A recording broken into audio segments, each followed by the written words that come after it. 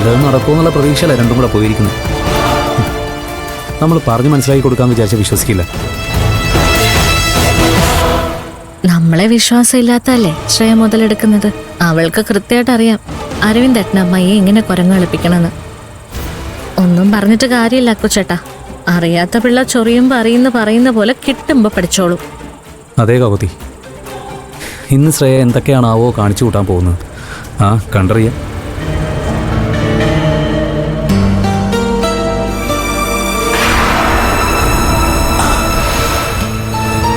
ദൈവമേ,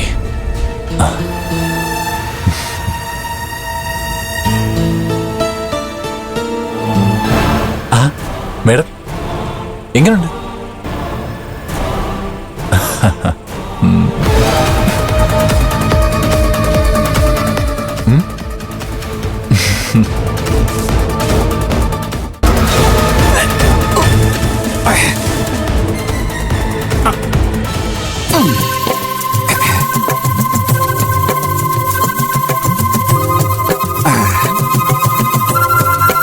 ജീവാംശമായി താനേ നീ എന്നിൽ കാലങ്ങൾ മുന്നേ വന്നു. ആത്മാവിനുള്ളിൽ ഈറൻ തൂമഞ്ഞായി തോരാതെ പെയ്തു നീ.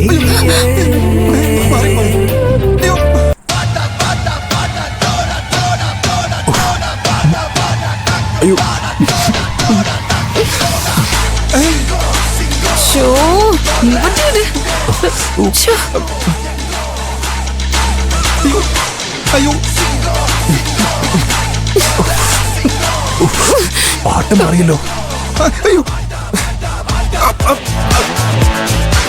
ഇപ്പൊ കാലൊടിഞ്ഞു. ക്ഷമിക്കണം മേഡം.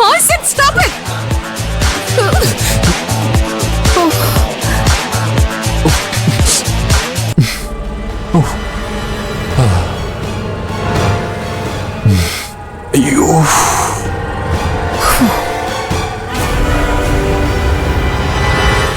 എന്താ ഇത്?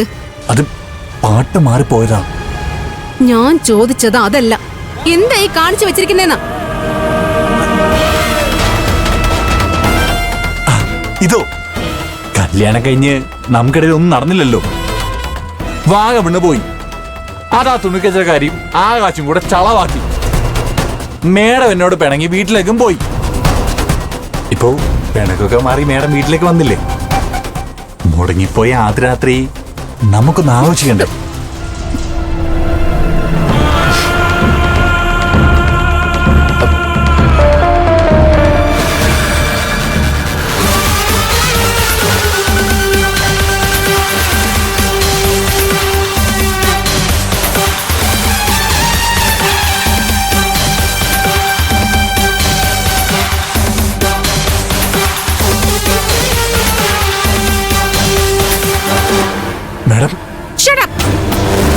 അരവിന്ദ്, നീ ഒരു വിചാരം മാത്രമേ ഉള്ളൂ.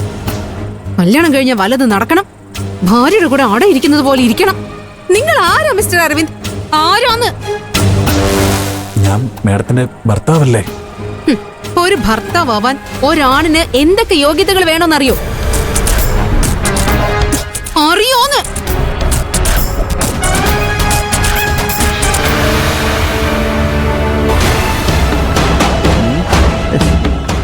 മേഡം, എനിക്ക് അരവിന്ദ്, കല്യാണം കഴിക്കുമ്പോ ഒരാണിന്, മിനിമം ഒരു പെണ്ണിന് സ്വന്തം ഭാര്യയെ പോറ്റാനുള്ള കഴിവ് വേണം. അതുണ്ടോ അരവിന്ദന്? ഉണ്ടോന്ന്?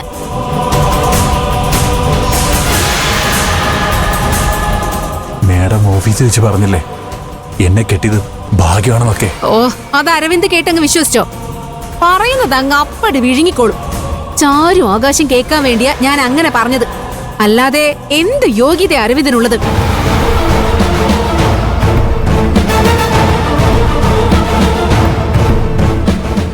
കല്യാണത്തിന് മുമ്പ് ബാലമാഷിന്റെ മകനാണെന്നുള്ള ലേബലിൽ അച്ഛന്റെ തണലിൽ ജീവിച്ചു. കല്യാണം കഴിഞ്ഞോ ചീഫ് എഞ്ചിനീയർ ശ്രേയ രാജേശ്വരിയുടെ ഭർത്താവാണെന്നുള്ള ലേബലിൽ. ഇത്രേ ഉള്ളൂ അരവിന്ദിന്റെ യോഗ്യത. ജീവിതത്തിൽ ഇന്നേ വരെ ഒരു ജോലിക്ക് പോയിട്ടുണ്ടോ? അല്ല, ജോലി ചെയ്ത് ജീവിക്കണമെന്ന് ചിന്തിച്ചിട്ടുണ്ടോ? ആഗ്രഹിച്ചിട്ടുണ്ടോ?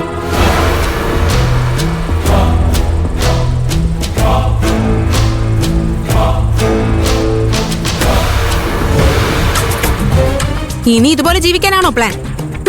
ഭാര്യയുടെ ശമ്പളത്തിൽ ജീവിക്കുന്ന ഭർത്താവ്. അരവിന്ദിൽ നിന്ന് ഞാൻ എന്തൊക്കെ ആഗ്രഹിച്ചിട്ടുണ്ടെന്ന് എപ്പോഴെങ്കിലും ചിന്തിച്ചിട്ടുണ്ടോ?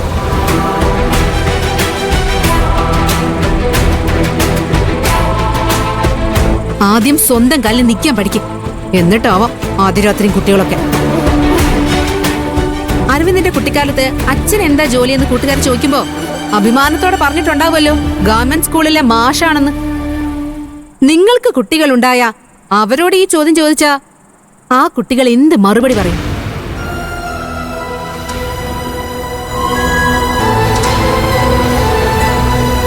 ആദ്യം സമൂഹത്തിലൊരു നിലയും വില ഉണ്ടാക്കിയെടുക്കാൻ നോക്ക്, സ്വന്തം കാലിൽ നിൽക്കാൻ നോക്ക്, എന്നിട്ട് മതി ആദ്യരാത്രിയൊക്കെ. മനസ്സിലായോ? Get lost.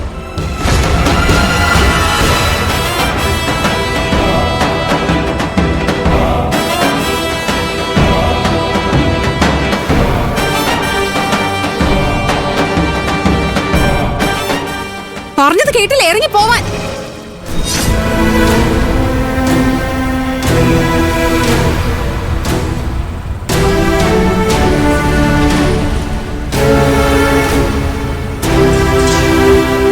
പറഞ്ഞത് കേട്ടില്ലേ, ഇറങ്ങി പോവാൻ.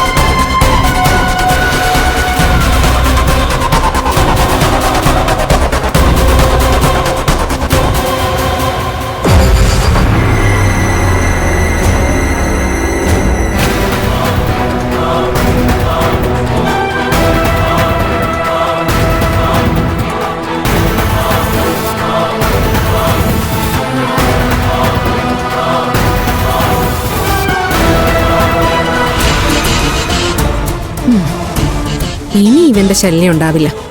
നാണോ മാനോ ഉള്ളവനാണെങ്കിൽ ആദ്യരാത്രി എന്ന് പറഞ്ഞ് എന്റെ മുന്നിൽ ഇനി വരില്ല.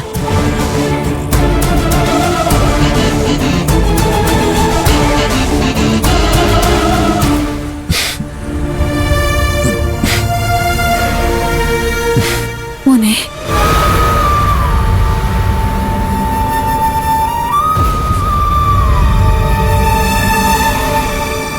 അളിയ